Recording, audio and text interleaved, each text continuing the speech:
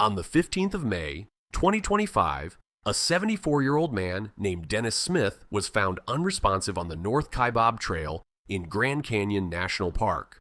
He was half a mile below the trailhead. Not half a mile into the hike, half a mile from the end of it. He had crossed the canyon from the south rim to the north rim, and he had almost finished. Bystanders tried to resuscitate him. National Park Service personnel tried.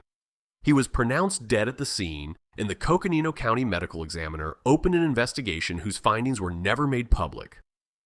The Park Service described him as an avid and experienced hiker. Here is the part that should bother you. Nothing about this was treated as extraordinary.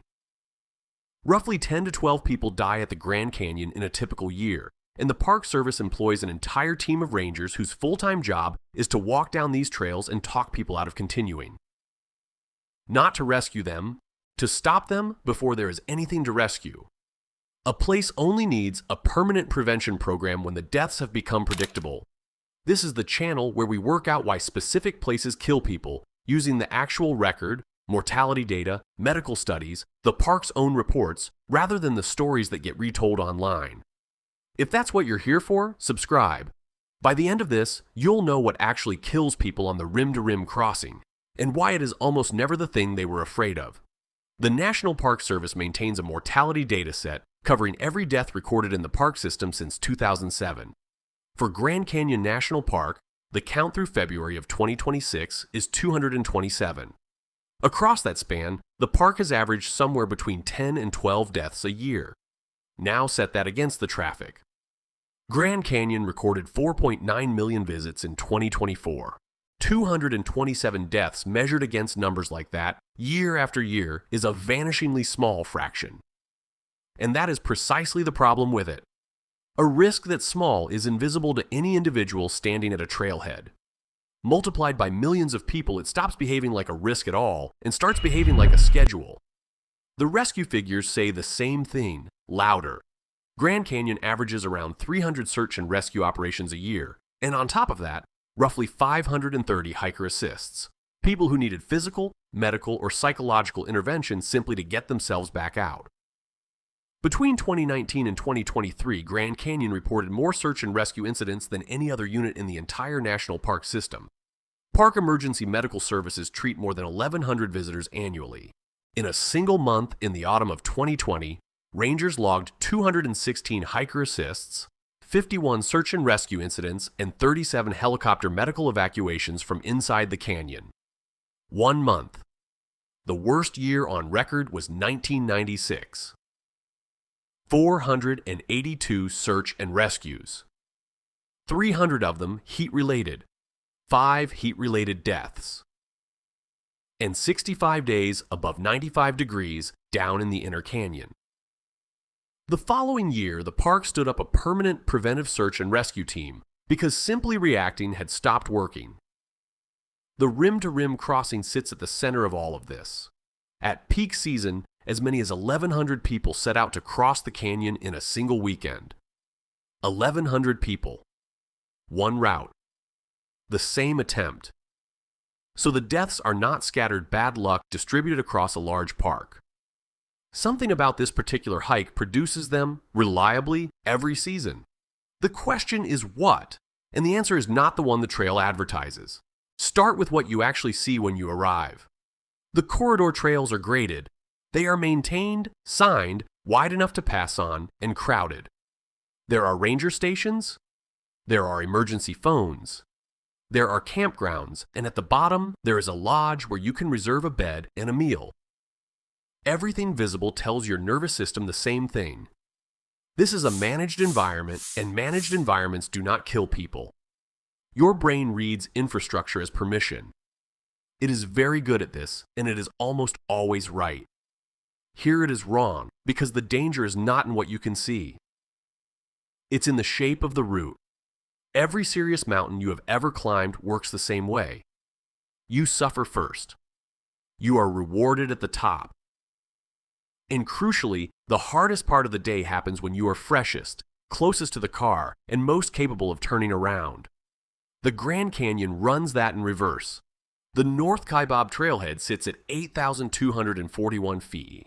The South Kaibab Trailhead is at 7,260. Bright Angel Campground down at the Colorado River is at 2,480. You begin at the summit. You descend nearly 5,000 feet before you have done anything difficult at all, and the entire first half of your day is cool, downhill, fast, and genuinely enjoyable.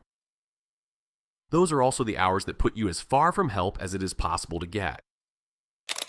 The Park Service used to say this on a sign at the trailheads. 4 words, no softening, down is optional, up is mandatory. That sign was retired. The message was replaced with something gentler.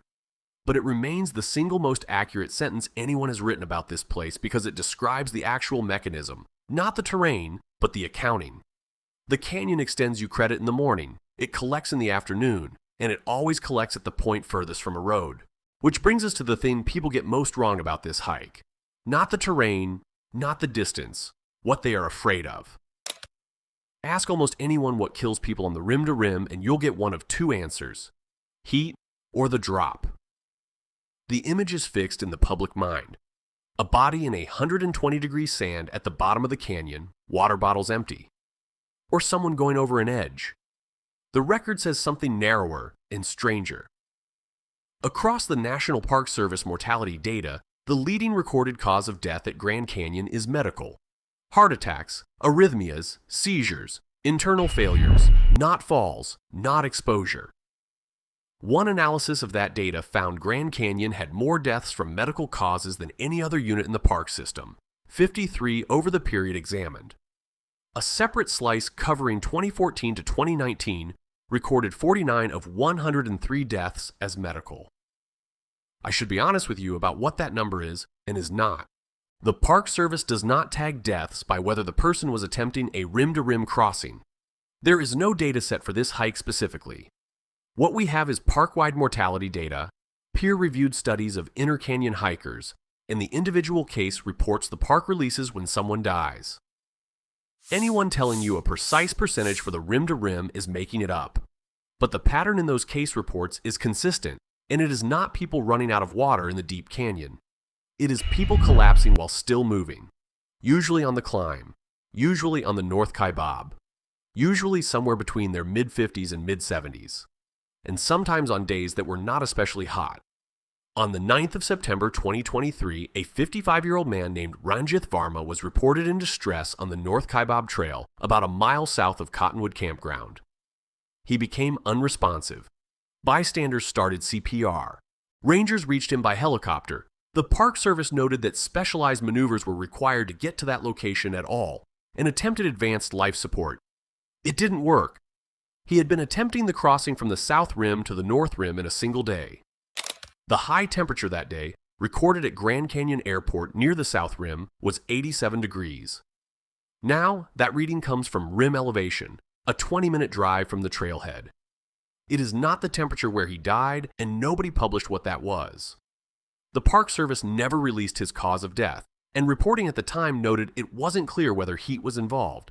But 87 degrees on the rim is not the number anyone expects to see attached to a death on this hike. So here's what the data actually says. Heat is not the executioner here. It is the multiplier. 11,000 feet of elevation change over 21 miles is a cardiac stress test with no cardiologist attached. And the canyon spends all day quietly raising the difficulty of that test. Let me show you how. We should deal with the drop first, because it's what brought most of you here, and because it's the assumption that has to go before anything else makes sense. Falls are real at the Grand Canyon. Over the decades, one long-running tally recorded 125 fatal falls, 64 from the rim, 61 from within the canyon. In the modern Park Service data, falls account for somewhere between 26 and 48 of the deaths since 2007, depending on how the categories are read. The sources genuinely disagree on that, which tells you something about how these things get classified. But look at where those falls happen. The bulk of them are rim events. Sightseers near overlooks. People stepping backwards for a photograph on unfenced ground. They are not rim-to-rim hikers on a graded corridor trail. Where falls do reach hikers on this route, the mechanism isn't exposure. It's degraded control late in a long day. Quadriceps destroyed by hours of downhill loading. loose scree, a headlamp, a tired brain misjudging a step it has taken correctly 4,000 times already. The park's own rescue records include exactly that. A hiker who tripped, broke a leg, and had to be carried by litter to a helicopter. So the cliff isn't your problem. Your own physiology is. And it starts with a piece of arithmetic you cannot win. Here's what almost nobody accounts for. According to the National Park Service, a person hiking uphill in direct summer sun in the inner canyon can lose more than 2 quarts of fluid and electrolytes per hour. Your body can absorb about 1 quart per hour. Read that again, because it is the whole problem in 2 numbers. You are not in a race you can win by drinking more. Above a certain workload in this environment, the deficit is mathematically locked in. Drinking correctly does not close it. It only slows the clock. And the loss is almost invisible while it's happening. The air down there is so dry and so hot that sweat evaporates the instant it forms. You do not feel wet. You feel like you're doing fine. Meanwhile, the machinery underneath is being pulled in 2 directions. As core temperature rises, blood is diverted to the skin to shed heat, away from working muscle, away from the gut. Cardiac output climbs to cover both jobs at once. Past a threshold, thermoregulation simply fails and exertional heat stroke follows.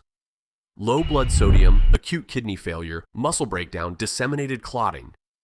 It arrives fast. Grand Canyon's own emergency medical service data across 6 seasons from 2004 to 2009 recorded 474 non-fatal heat-related illness cases and 6 fatal ones. 90% of those people were hiking, 40% required a helicopter. Temperatures at the bottom can reach 120 degrees in the shade. And in the shade is doing a lot of work in that sentence because the Park Service notes that direct sun runs 15 to 20 degrees hotter than the posted shade reading. So why does this catch out people who check the forecast? Because they plan for a temperature and not for a gradient. The rim is routinely 20 to 25 degrees cooler than the river. You leave in cold pre-dawn air, in a fleece, and 4 hours later you are somewhere physiologically unrecognizable, having walked there in a straight line without noticing the transition. And the month with the highest heat illness rate in that study was not July. It was May. May when nobody is acclimatized yet. May when the rim is pleasant and the bottom is not. May, which is also peak rim-to-rim season, the month when 1,100 people cross on a single weekend. Dennis Smith died on the 15th of May. But there's a version of this that's stranger still. Because there is a way to do everything the safety signs told you, drink exactly as instructed, and end up seizing on the trail anyway. The hiker in this scenario is not careless. That's what makes it worth understanding. They drink constantly. They've read the warnings about dehydration. Their water is treated, their bottles are full, they're sipping every 20 minutes the way every article told them to. What they are not doing is replacing salt. Sweat is not water. Sweat is salt water, and in the inner canyon, you can be shedding it faster than you can absorb replacement.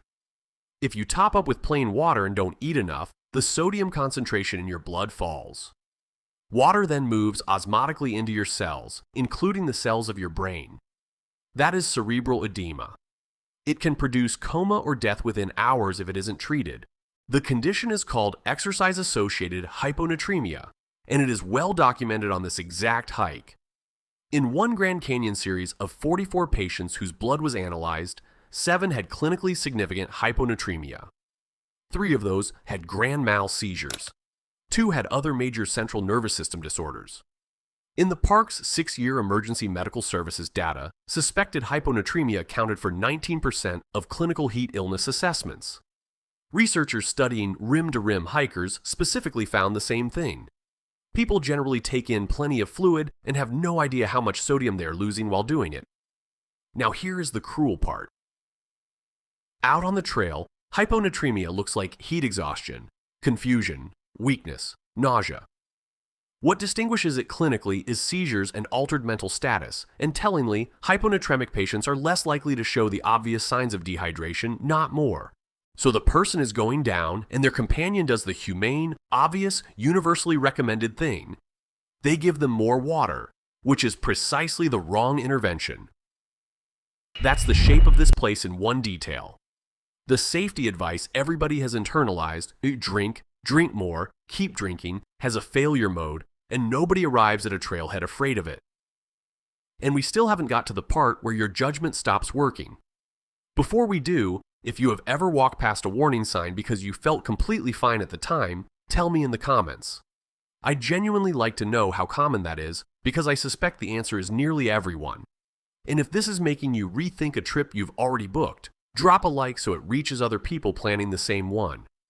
Because the part most people get wrong is still ahead of us. 3 quick corrections before we move on, because these are where people put their fear instead. Cold. It sounds absurd on a desert hike, and that's exactly why it works. The North Kaibab trailhead is above 8,000 feet, and the north rim closes under snow for the winter.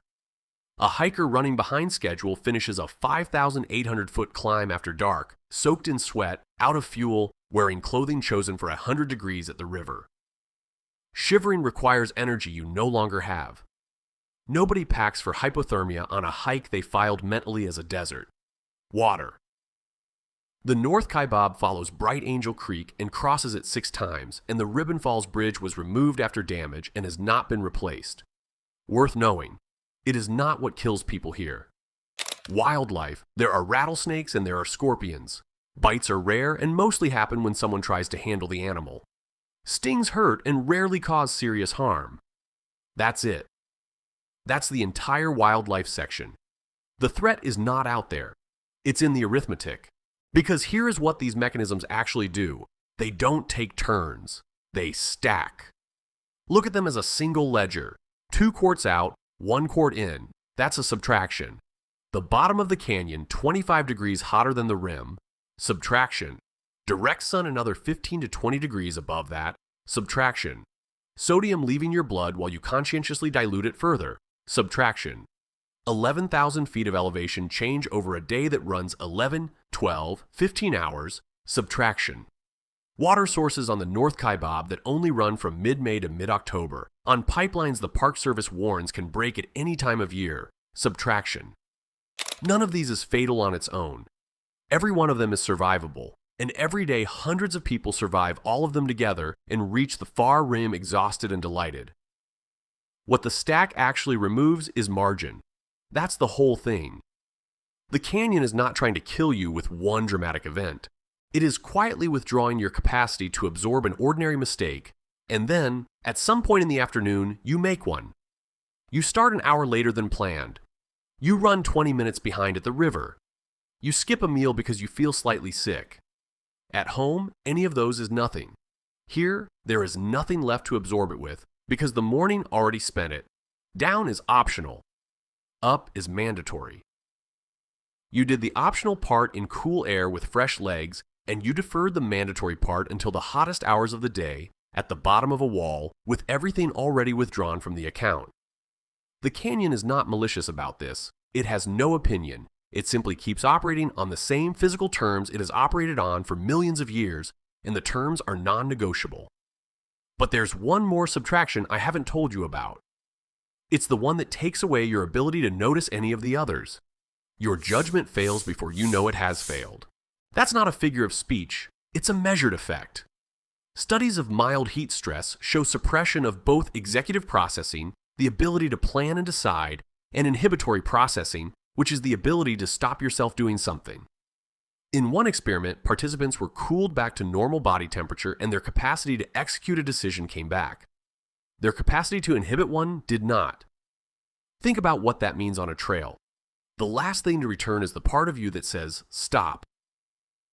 The research also shows something more unsettling about the pattern of the damage. Hyperthermia degrades complex executive tasks while leaving simple attention tasks intact.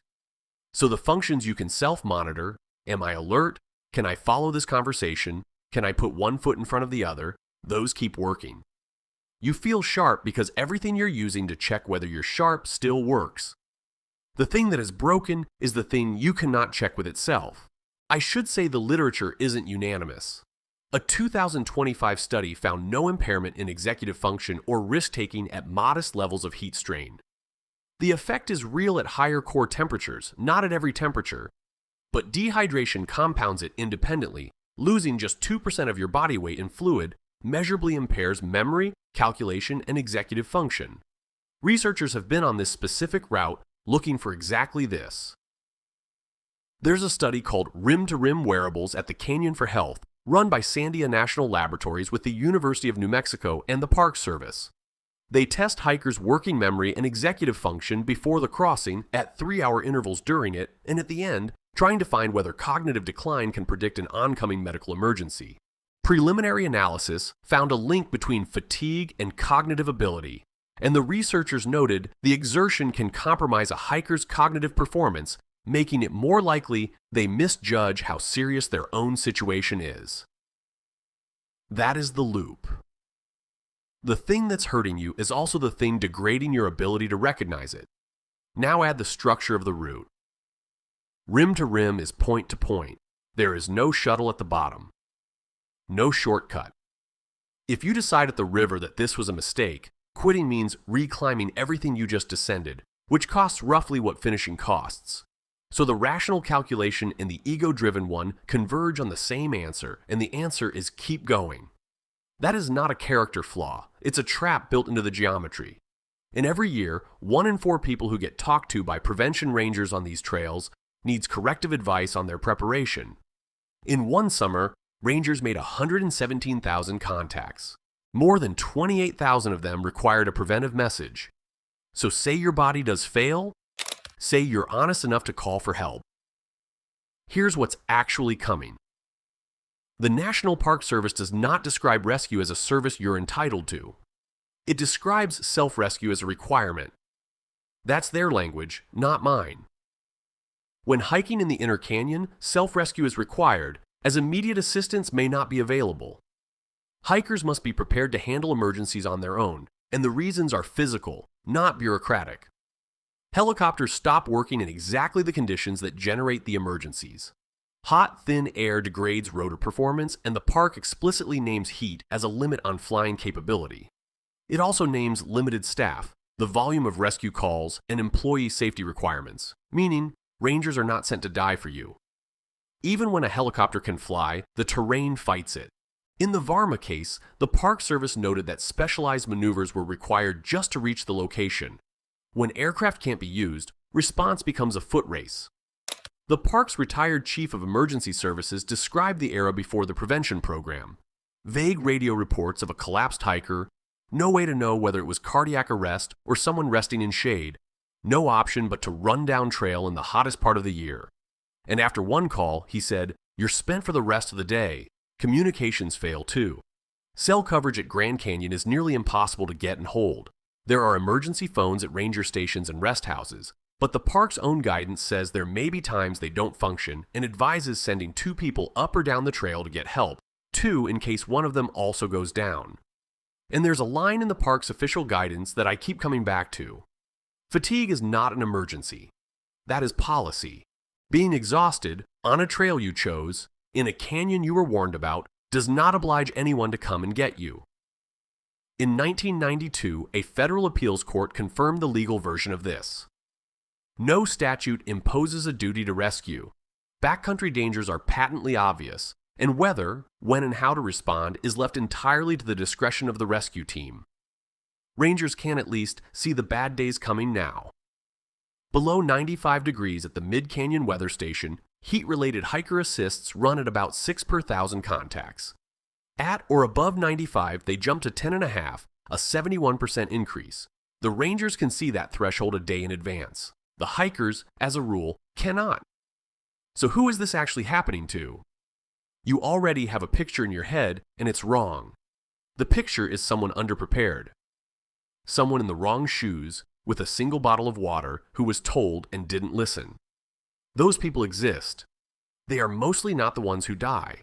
Researchers enrolled 617 people at the trailheads over 4 weekend days. Hikers who self-identified as attempting the full crossing. The median age was 43. 65% were men. 46% had done the rim to rim before, and among those, the median number of previous crossings was 3. Nearly half of them had already done this hike. Multiple times, body mass index for many of them, particularly the men, fell into the overweight categories, and the researchers were careful to say that isn't a judgment on fitness, only a comparison point. because the comparison they drew was to trail marathoners and ultramarathoners. Similar ages, slightly heavier build. This is an endurance athlete adjacent population, not a group of tourists who wandered down a trail. And when you look at the people who required treatment, median age 43, range 11 to 83. 51% women, 90% of them hiking. 18% reporting a pre-existing cardiovascular condition. 18%. Roughly 1 in 5 of the people who needed help down there already knew something was wrong with their heart. And the canyon's own longtime physician has put it about as bluntly as it can be put.